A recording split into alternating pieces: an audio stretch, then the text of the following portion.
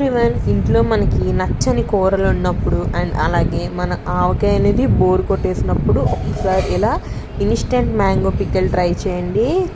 Taste అయితే వేరే level అసలు.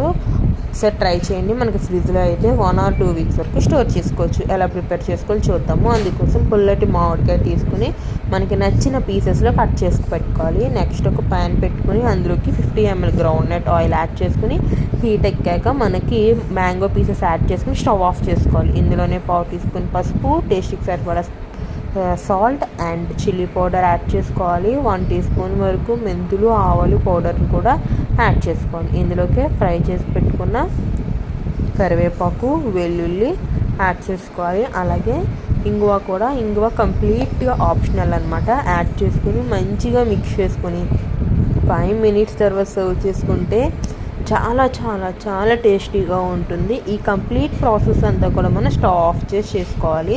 వేడి వేడి అన్నంలో నెయ్యి వేసుకొని తింటే సూపర్. ట్రై చేసి